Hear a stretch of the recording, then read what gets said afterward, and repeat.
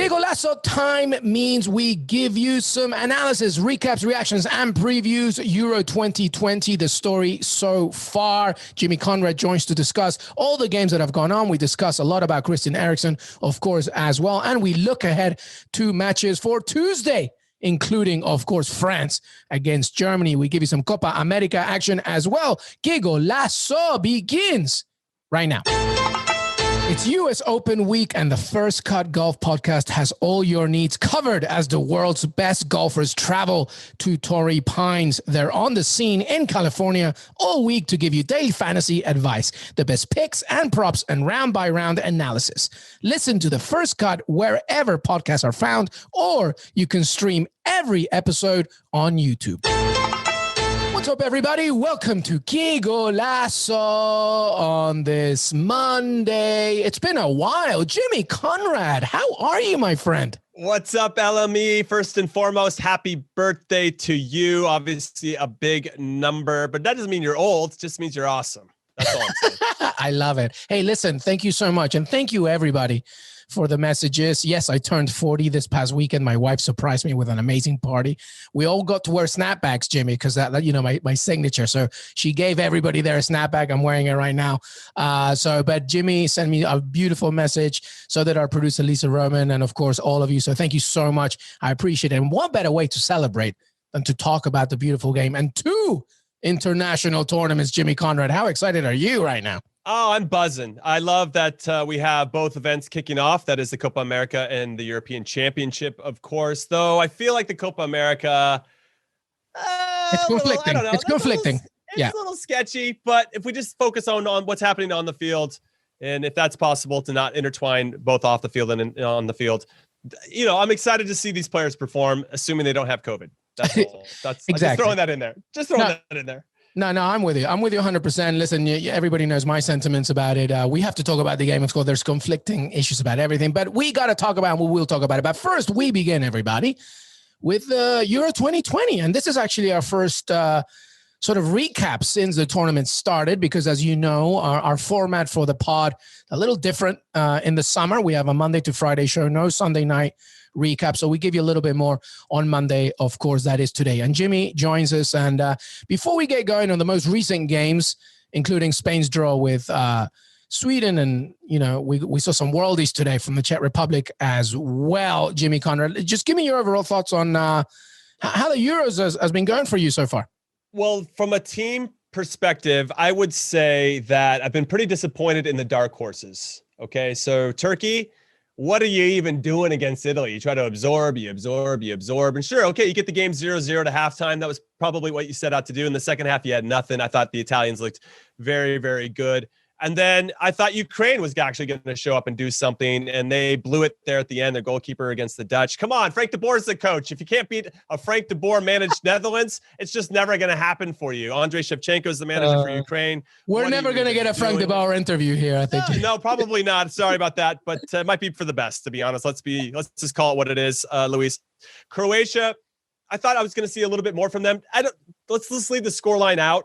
They just didn't look like a team that had just played in the World Cup final 3 years ago. They just lacked a lot of imagination and creativity, and fair play to the English for having some stout defensive tendencies and making it very difficult to be broken down. But I just was a little disappointed in Croatia. And then, you know, I mean, Spain, we'll get into it, I'm sure, with regard to that group in particular. Scotland was another dark horse for a lot of people. You know, Czech Republic's like, no, we're going to be the dark horse and we're going to run away with this group. So I don't know. It's interesting. It's very, very interesting. And then, of course, that's just the teams and how they're performing. I think I can't think about these Euros without thinking about Christian Eriksen and the fact that we were as close to seeing him die as possible on the field. And thankfully he got resuscitated. And there were some really smart people making some very quick and intelligent decisions on his behalf. And now he's stabilized. And it's really hard to you know, extract that from everything else that's happening on the field. No, well said. There are a few things that I took from that moment. One, I thought, you know, Derek Ray and Co on ESPN did a wonderful job just trying to maintain the moment and be calm, because everybody really was just so shook from it. Mm-hmm. The Danish team, you know, just such a family, right? Protecting one of their own. And finally, the medical staff, just heroes, all of them, just, and then just hearing the entire stadium, Finland and Denmark chanting his name. I mean, obviously it was a tragedy that we were seeing, and it was horrific and very scary. But, one of those moments, Jimmy, where, the football world, the soccer world, kind of, even subconsciously just gets together, right? And we just like try and pull from one of our own in a way, even if we've never met Christian Eriksen. It was very scary indeed, though. Yeah, it was emotional. And I think when you have those types of moments where everybody is shook, whether you know Christian Eriksen or not, there's this emotional reaction to seeing someone look so vulnerable and in that moment where there's no control, nobody has control and nobody knows what's happening. So the fact that people did make these decisions quite quickly and that he's stabilized, for me, is nothing short of a miracle that he's in a place that he is. And now he's got a quote, and I love that he's this positive. Like, he wants to get back out there and play. And there's a part of me that wants to act like his mom. Like, I don't know, I don't know, Christian. Yeah. I feel like you had the run you were going to have. Let's just enjoy the rest of your life in a way without putting yourself at risk anymore. And it'll be interesting to see how that plays out moving forward. Obviously, it's his life and he should be able to make the choices that he wants to make. But man, it'd be really hard and kind of weird to watch him play from this point forward, because you just always be so nervous that something else was going to happen that looked very similar. So I'm just glad he's alive, and everything else is just gravy at this point. So hopefully everybody's enjoying the tournament for what it is. It's just a bunch of grown men in small shorts kicking a ball in a certain direction and just trying to enjoy the pageantry of that. Absolutely. Before we carry on, I would love your thoughts on this, Jimmy. Should have the game continued again? Because obviously there are, complicated issues with that. I've thrown in my own sentiments about it. I was very intrigued to hear what you thought. Should the game have continued, or should UEFA have maybe stepped in and said, listen, everybody's in that emotional high right now and an emotional low. Let's press the reset button from tomorrow, regardless of the logistical complications. What do you think?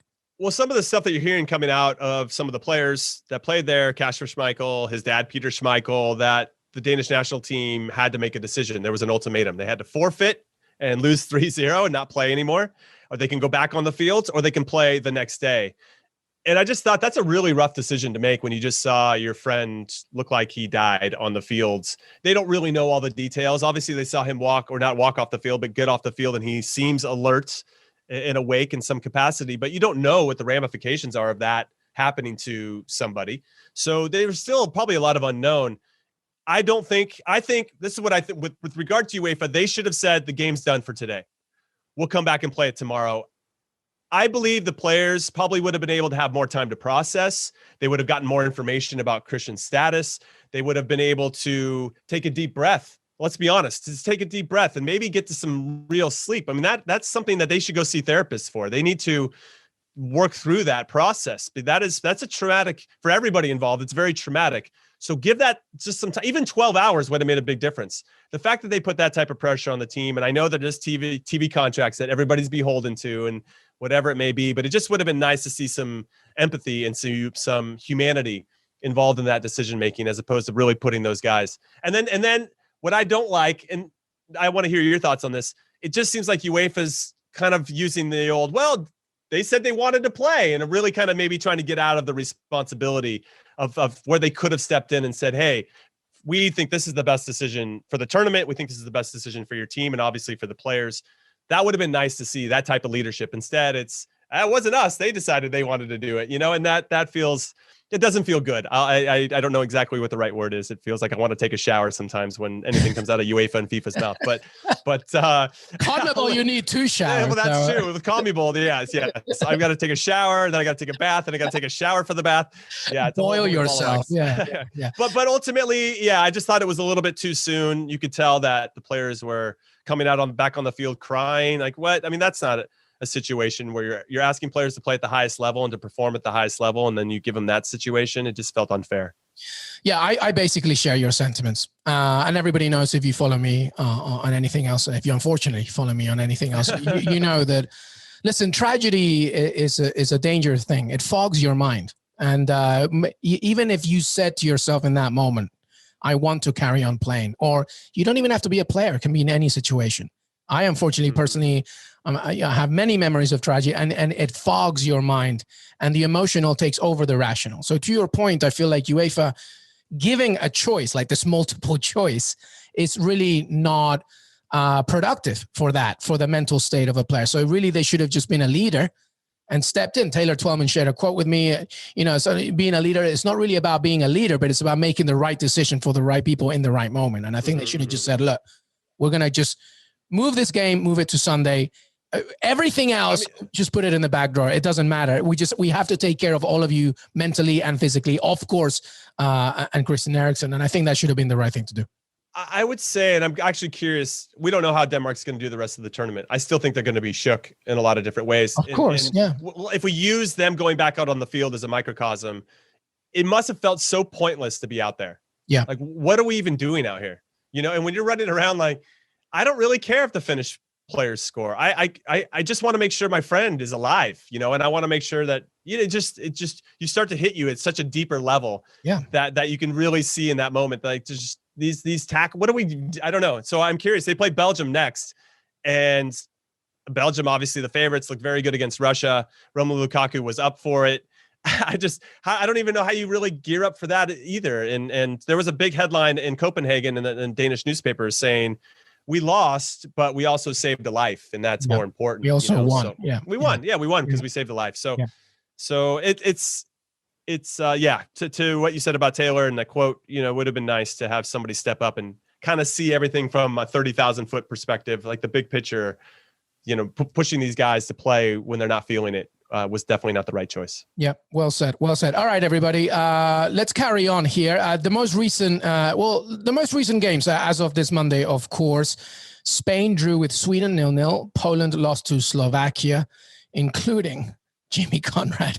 2 goals from Patrick Schick. But by the way, I'm sorry, not Slovakia, Poland. I'm getting all confused because Czech Republic against Scotland. Czech Republic beat Scotland 2-0, including Jimmy Conrad. 2 goals, one of them stupid from Patrick Schick here in the 42nd and the 52nd minute, beating Scotland. Thoughts on that goal? Some people obviously are saying, well, the keeper was way off his line. Granted, but come on, man. He also bent it. Come on now. I mean, I don't think Patrick Schick is ever going to score a better goal than that. Just the awareness where he was, the recognition to pick up his head, see where the goalkeeper was for Scotland. And I think the goalkeeper Marshall is going to want all of those decisions back from his perspective. I'll actually scale it back. The center back for Hendry for Scotland, he takes this really ill-advised shot, which ultimately springs the whole counterattack in the first place. When he had other options, he had a couple of guys on either side that he could have just passed. And that's really what unlocked everything and gave that play its breadth, that opportunity to unfold the way that it did. That said, I don't want to take anything away from Patrick Schick. He hit it in exactly the right spot. I mean, it was beautiful. the weight of the shot. When I watched the clip, I wonder when the goalkeeper starts to have that oh crap moment. Is it right away, or does it like a couple steps in going, oh my God, this is actually going to score? Oh crap. Yeah. It is a world-class goal, and Patrick Schick scored a great header to unload it. And I was disappointed in Scotland. They created a few opportunities, which they're going to feel hard done by, because I just thought that the goalkeeper, Vaslik for Czech Republic, made some big saves. And it's one of those things. We've talked about it countless times, and we'll probably continue to talk about it because it's very important. It's a real thin line between success and failure at the highest level. And when you have guys that score world-class goals, and then you have a goalkeeper who's making world-class saves behind him, you're going to win more than you're going to lose. And that's what you found today with the Czech Republic, and Scotland just didn't have that, maybe a little bit of that luck. I don't know how else to say it. Just that little bit of luck. If Marshall just wouldn't have been on 2 yards a little bit higher, he probably makes that save. It's probably not the best looking save of all time, but I'm sure he could volleyball it out or whatever. Yeah. And it's just interesting how the finest of margins really determines who wins and loses at this tournament. Yeah, no, absolutely. And Scotland, I have them as a Cinderella team. I still believe in them a little bit. It's going to be hard now. They got England coming up next, but I think the emotional took over a little bit, not being in the tournament for 23 years. Kieran Tierney, I think, was sorely missed as well, maybe today as well, creating some chances. But anyway, in the other game, as I mentioned before, Slovakia beat Poland 2-1 in that one. And it finished off with Spain and Sweden 0-0. Quick thoughts on Spain, Jimmy, because obviously, they're so beautiful to watch. Nearly 85% of possession, more shots on goal. But the killer instinct, Jimmy Conrad, the killer instinct. And Alvaro Morata did have a sitter, didn't he? So did Gerard Moreno when he came on as he a did, sub. Yeah. Good save there. Good from Olsen, but straight at him. Yeah. It's tough. I mean, if you enjoy the beautiful game with passing around the 18-yard box, there's no better country in the world than Spain. They are excellent at maintaining possession and running things with their tiki-taka, for lack of a better description. And it's frustrating. I would be very frustrated if I was a Spanish national team supporter. The fact that when that isn't on and you have teams that have now become a little bit more accustomed to not taking the bait, right? Because when you see Spain play, or if you see any managers, and I'm looking at you, Pep Guardiola, that adhere to the same type of philosophy, they're looking to poke and prod, right? They're looking for those spaces. They're waiting for you to bite, so that opens up a pocket of space that they can run into or to exploit in some other way. And when that's taken away by a very game Swedish team, and you have a goalkeeper making timely saves, how else are you going to solve this problem? Yeah. And it's not great by any stretch of the imagination, but they started to do it late. And they started to whip more balls into the box. And yes, maybe they're more hopeful than their philosophy and their culture and how they see the game is what they want, right? I think they take a lot of pride in not playing route one. They take a lot of pride in not just whipping hopeless balls in or hopeful balls and waiting for some big guy to get on the end of it, mainly because they don't have any big guys. But There was that urgency. And at some point, I think an intelligent team gets out of the way of their pride. And this isn't just isolated to Spain, but if another team is giving you space in a certain area of the field, you need to take it and then exploit it from there. But if you're going to continue to try to cram it down the middle or try to combine when that space isn't there, you're going to get frustrated. And that frustration leads to a 0-0 draw against Sweden. And so sometimes that urgency of we got to whip balls in has to come sooner. This is where the space is. Well, then let's punish them. And we saw some goals where the goalkeepers made mistakes because the ball was whipped into a dangerous area or a defender had an own goal or whatever it is, because they're just putting these in high percentage areas. And then maybe a ball bounces back. I'm thinking about the Ukrainian goalkeeper who, he dropped it right to Wijnaldum, who scored the first goal of the game for the Dutch. I mean, there's plenty of examples of that in this tournament so far. And I just think Spain could probably adhere to a little bit more urgency and exploiting those spaces a little bit sooner. Yeah, no, well said. The only thing I will say is Spain to me are like a really amazing painter and painting this beautiful painting, and you see the triangular passing and you see all the final third action and you see all the beautiful aesthetics, and it's beautiful. But sometimes if you want to win, you got to smash that painting. You just got to go for it. And I think they'll learn from it because, we'll see what happens. And Sweden did defend well, but, hopefully they'll be a little bit more clinical as we go on. All right. Before we move on, I want to just give you an update. We're doing this as Argentina is playing Chile. It's 0-0 right now. 30 minutes gone. No Alexis Sanchez for the rest of the group stage for Chile, by the way. Arturo Vidal does come back, and obviously Argentina's side, Messi and co. But listen, I'm here for it. Chile's got, I don't know how many guys over the age of 35 in their team. Edu Vargas, Gary Medel, Claudio Bravo. Yeah. It just gives me hope that you and I can still do it, Luis. So I'm all about Chile, where, having all these old guys come back and still kind of keep it going. You'd like to see some progress, maybe some of the younger players pushing these old guys out, but that kind of shows that maybe Chile's got to pick it up in that regard. Jimmy, in the words of David Mamet, old age and treachery will always outdo youth and exuberance. So that's a great one. And that's Chile. I mean, Argentina, though, Aguero doesn't start. Di Maria doesn't start. Angel Correa, who just won La Liga with Atletico Madrid, doesn't start. No Dybala. Yeah. No, Dybala's not even not in the 23, didn't dress. I mean, Rodrigo De Paul is starting. I actually want to see how he does in the back. But they got Otamendi in the back. I mean, I sometimes do they want to lose? I think Argentina wants to lose. Listen, Otamendi had his time, but I don't think it's right now. And with Otamendi at the back, anything, and I mean the good and the bad is possible. Yeah. You might as well throw Marcus Rojo back there too, and just roll the dice for sure with two players. By the way, I think Otamendi will also not be part of our podcast any day soon. We'll find out. But anyway, we'll keep you updated on that as we record, of course, and later on tonight, maybe by the time you listen already, Paraguay against Bolivia. Then Copa America takes a break until Thursday when my Peru face, Brazil. So we'll face that. But anyway, Euro 2020. We're going to take a break. When we come back, Jimmy is going to talk to us about Tuesday's games, Portugal against Hungary, and my God, France against Germany. It's a big one. We'll be right back. Well, Welcome back, everybody, to Qué Golazo. And we take a break, and Lionel Messi with a ridiculous free kick. Yes, that's why I'm wearing his jersey. I brought him good luck. Just for that reason. Absolutely amazing. Unbelievable, Jimmy Conrad. Lionel Messi, how long can he play for, Jimmy, do you think? It's up to him. I don't think it's up for us mere mortals to decide. I think it's up to this guy who is not from this world. He's just another level. And the fact that he can continue to consistently play as well as he does, week in and week out, even though he probably gets tackled more than any other player, or at least people are trying to catch him and throw tackles, the physical demands of the game, even through a pandemic, and the guy is just, I don't know if he's human, he's a robot, I don't know what it is, but he's going to play for, I think, 4 or 5 more years easy. Let's hope so. Hey, maybe MLS in the cards for... Don't tease me. Wouldn't that be nice? Anyway, everybody, welcome back to Qué Golazo. We're going to talk Euros. Euro 2020, our Tuesday games. Jimmy, I mean, should we begin with the big one, of course?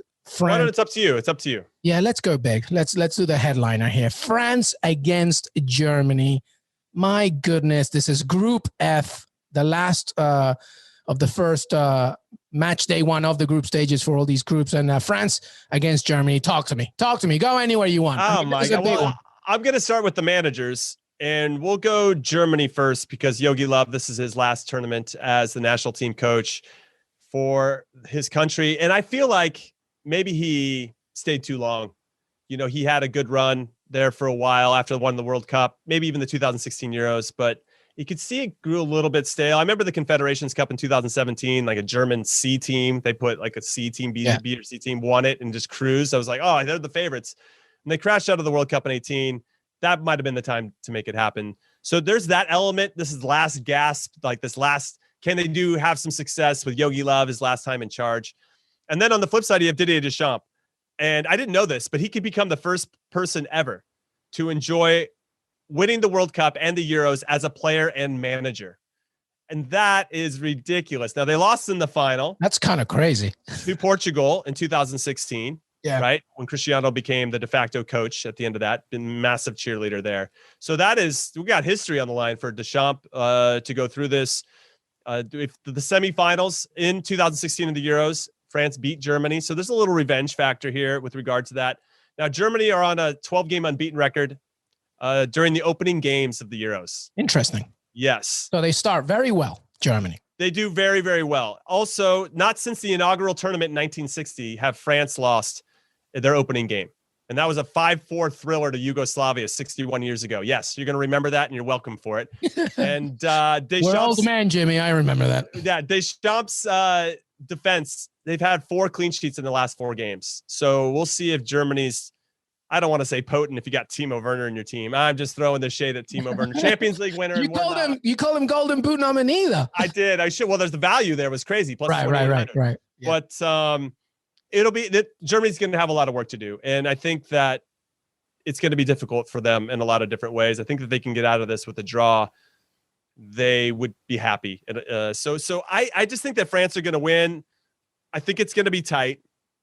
I'm not as convinced with that German back line. If you got Hummels, you have potentially, I don't know, Emre Can, you have Rudiger. I mean, that's not a very quick team, but obviously you have, some other players that can help protect that. Kimmich in particular can sit in front. So it's going to be interesting where the Germans try to maybe concede some space defensively, where they're going to give that up, how much they sit back, as opposed to the French that, what do you even start with these guys? It's ridiculous. I mean, we've talked about it, Jimmy Conrad. Their bench could take you to the final. They have the tremendous trio of Antoine Griezmann, Karim Benzema, and of course, Kylian Mbappe, N'Golo Kante, Paul Pogba. People like Jules Koundé can't get in the team. Ousmane Dembélé can't get in the team. It's amazing. I mean, you have to see it as a win here.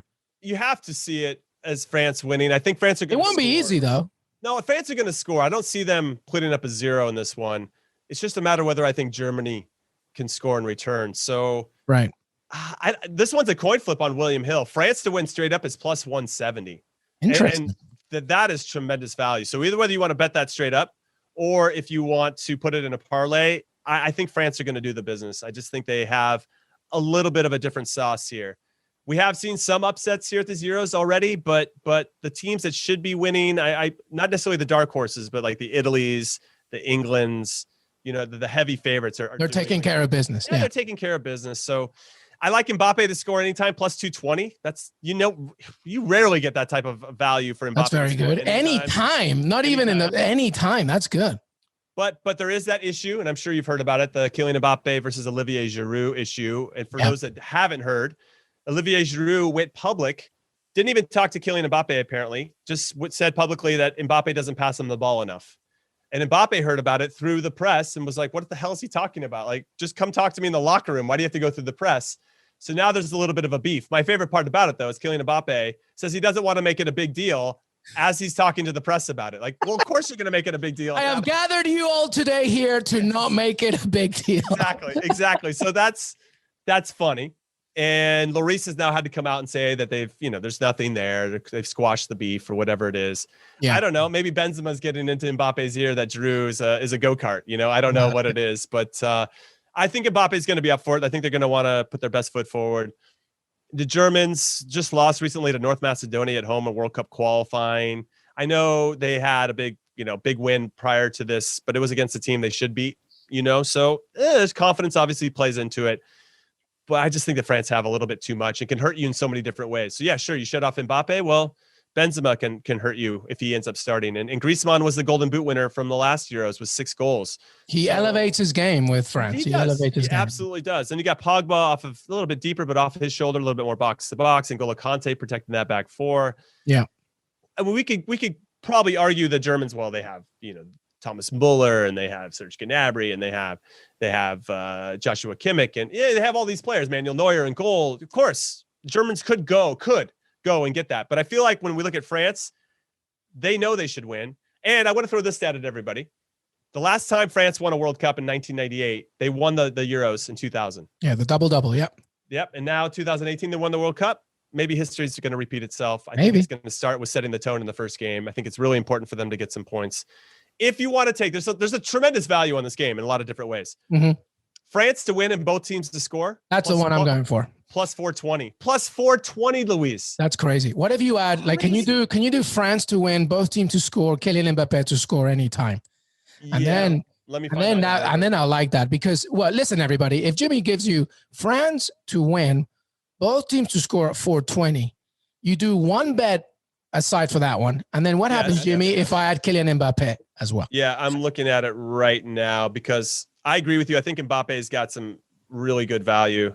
He's going to be mad, especially after everything that's going on. He'll probably pass it to Giroud a few times and then he'll plus 850. Come on, people. That's Kylian Mbappe to score, France to win, both teams to score. Okay. There's a part of me that I don't know if the Germans are going to do it. So if you want France to win and Germany don't score, plus 325.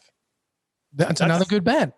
I mean, what do we always tell you in the show? Do multiple bets and probability. Chances of probability going to get you. So just do multiple bets. Don't put your house on it. So if you put, I think France is going to win. So if I bet France to win to 0, plus I can put $10 down, I can win 32 there. Okay. If that doesn't hit and France wins and both teams score, I win $45 there. I'm still up. Yeah, of course. This goes out the window if Germany wins, but that's for another day, and that won't happen. I don't need your bad juju right now. I don't know. Everybody, he just got all the bad juju right now. No, I think France are going to do it. The draw is plus 210 though. The draw. I mean, everything's pretty even. France is plus 170 to win. Draws 210. Germany to win plus 180. It's a coin flip. I like it. I like both of them. Win. So everybody do this. Do multiple bets. One of them, France to win, both teams to score, Kylian Mbappe to score. France to win, Germany doesn't score. You could add Mbappe in there if you want. Right. And just, chances of probability. And by the way, this is going to be the 6th meeting between France and Germany at a major tournament. Mm-hmm. And it's going to be their first in the group stages. So, and their head-to-head is perfectly balanced with 2 wins each. And a draw. So, but most recently, I believe, right? France is, taking France has got their number. Yeah, the last 4 encounters, I think, have all been in favor of France. Yeah, they're unbeaten in their last 5 games against Germany on German soil. But anyway, so it's a lot to take in. But I'm going with France. Both teams to score, Kylian Mbappe to score. I'm Plus going 850. That's next level. I hope that hits for you. Yeah, well, I'm going to Jamaica after that. All right. So listen, give me quick on Portugal, Hungary, because everybody's like, obviously, we think big about Portugal, right? So many good players, Cristiano Ronaldo, of course. Hungary, though, man, I mean, they're here for a reason, right? Can they do something? Yeah, you can't sleep on those guys. If you guys remember in 2016, they won the group that actually had Portugal in it. They were first, Iceland were second, Portugal got third, 3 draws. And in their match against them, Hungary were up 1-0, 2-1, and 3-2. There you Ultimately go. gave up a goal in each one to draw 3-3. So there's a lot of players that on both sides that are familiar with that match, played in that match, and I'm curious to see how it plays out this time around. Joao Cancelo is now out due to COVID. I think that's a big loss for Portugal because it doesn't allow them as many options, I'd say, in the back line. So even though they have guys that can fill that with some players on either side, Semedo and Guerrero in particular, Cancelo was named one of the best 11 players in the Premier League last season for a good reason. So him not being in, but when you look at Hungary, no Dominic Szoboszlai, he was starting to come back. Yeah, it's big. Without him in the team, they're just not as dynamic. They're not as, let's say, unpredictable, at least for the opponent. And without him in there, they just become a little bit more one-dimensional, a little bit more, I'd say, easier to contain. And then, so taking all that into consideration, when I think about my bets, I got Portugal to win to 0. So win with a clean sheet, plus 106. It's pretty straight up 1-to-1 odds on that. However, to your point about the probability bets and betting a whole bunch of things, I am pretty convinced, but it's already been proven otherwise in this tournament, but I'm feeling pretty good the fact that there'll be no goals for Hungary. So I went for the exact score lines for Portugal to win. If I bet 1-0, it's plus 500. Okay. 2-0 plus 525. 3-0 plus 750. Now, I have Ronaldo scoring first plus 250. He's minus 118 to score anytime. I like him scoring first because we're talking about one of the best big game players of all time in the history of the sport. And he's so close to gaining that international record for the most goals of all time for your nation on the men's side. So he's going to elevate his performance. It's what he does. And he has to know that his time with the national team, maybe one more World Cup, and that's that, right? So yeah, I think so. His window is closing to break that record.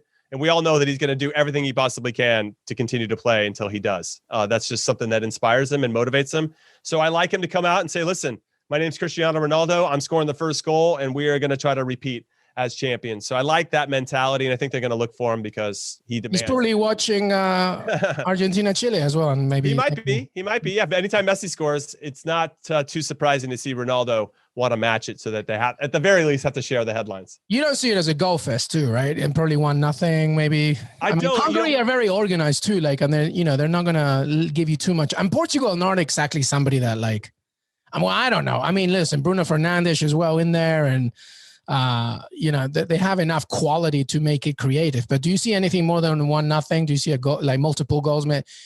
What's over 2 goals, do you think? I agree with you. I think it's a 1-0 win to Portugal, Cristiano Ronaldo scoring. Yeah, well, if you go, that's essentially what I'm looking at as well. The over is minus 110, the under is minus 120. You're not really getting any value there. But I can see when you go down to, let's see, Portugal winning in the under 2.5 goals, which is always a fun bet. Just got to find where it is. Yeah. So Portugal to win in the under is plus 215. And Portugal win in over 2.5 goals is plus 124. Now, through qualifying, Hungary won 4 and lost 4. So they didn't really lights out. But to your point, they are organized. They do. And I think this is what's kind of cool about all the smaller nations. I don't want to throw too much disrespect, but they especially when they play the bigger countries that have quote unquote more talent. Yeah.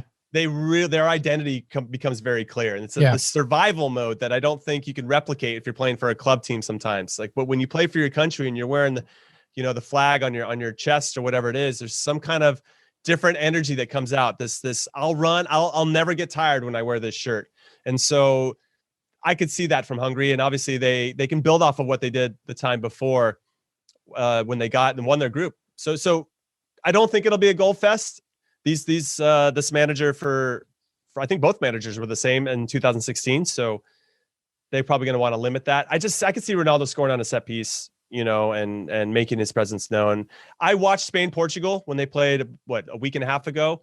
Yeah, not a great game. All the top players were on display. Spain played. That was 0-0 today against Sweden. I do think that Hungary might take points from one of these three teams, whether it's France or Germany or Portugal. But I think this is what I look at. When I look at this game, Portugal knows they need to beat Hungary. Every single team in this group knows they need to beat Hungary. They got to really get 3 points. They have to. Yeah. They have to. And I think because Portugal's starting with them, it's their time to. We got it because they're scheduled. They got the next two big ones coming up after that, and that's crazy. So I think there's going to be an urgency in Portugal that maybe they wouldn't have had if they weren't playing. I mean, they obviously. If they're playing the other two teams, it's just different. You play maybe a little bit more conservative, but with this Hungary game, they have to push. They have to go get that goal. They have to get this win because on paper, this is the easiest 3 points that they have in their group. Yeah, absolutely. So I'm going with that as well. I see Portugal winning just about, Cristiano Ronaldo to score, and then France beating Germany. And there you have it. That's that tomorrow's going to be good, and that's the end of the first matches in the group stages. And of course, we have it's halftime, by the way. Argentina leading Chile 1-0 with a Lionel Messi master class of a free kick. Jimmy Conrad, before we say goodbye, give me your final thoughts, brother, as we look ahead to more action, because action never stops. No, it doesn't stop. I am very excited to see how the results of match day 1 for all the groups really impacts the second game, match day 2, because now this is where it gets a little tricky, because if you lose your second, we're looking at Poland, right? They lose to Slovakia. I never thought Slovakia would be on top of Group E at any point throughout this tournament. And Poland now has to get a result. There you got to feel thankful that Sweden and Spain drew, because that gives them a better chance to potentially get second in the group. That said, that second game becomes really, really important for so many countries, and the pressure just ramps up. And I'm here for the pressure. That's why I love the game. See who can perform under the bright lights and who can't. I love it. I love it. Group D as well. Czech Republic as well leading, and Scotland, a big game for them. Austria as well leading their group. Netherlands. So it's a lot. There's a lot at stake, obviously. I love it. As we continue. Jimmy Conrad, always a pleasure, my man. Jimmy Conrad on Twitter, on Instagram, Qué Golazo Pod, CBS Sports, HQ. Oh my, he's just everywhere. He's like Twitch, baby. You gotta keep. Do you have like a handle for Twitch? What is that? Yeah, it's at Jimmy Conrad. If you guys want to watch a game with me, I do a lot of watch parties and fantasy drafts. So we do a lot of fun stuff to kind of make it engaging when you watch along with me. So I appreciate the shameless plug. And I also do like a daily show that we have some fun. But more often than not, there's a lot of watch parties. So if you're looking for somebody to hang out with and have a good laugh while you're watching these games, and hopefully you respect my analysis skills enough to know. And yeah, we're talking about wagering as well. So it's a lot of fun. And if you guys want to stop by, I would highly appreciate it. Thank you. I love it. I love it. It's between like you and Fabrizio Romano to who gets more hours of sleep. I don't know. I have to find. I have a twin. I'll just raise my hand and say I have a twin. I don't know about Fabrizio. You have kids too as well. So I'll give you way more credit there. Jimmy Conrad, always a pleasure, my man. Thank you, LME. Thank you, everybody, for listening. Hey everybody, I want to thank Jimmy Conrad for joining me today. Don't forget to follow us on Twitter, Qué Golazo Pod. Please follow us on Apple Podcasts and leave a 5-star rating and review. Make sure that you listen to us as well on Spotify, Stitcher, wherever you listen to your pods as well. We are on YouTube, youtube.com/Qué Golazo. Please subscribe and you can watch all the videos right there, including interviews and previous shows. We're on cbssports.com and your CBS Sports app. Enjoy the rest of the tournaments, and we will see you next time.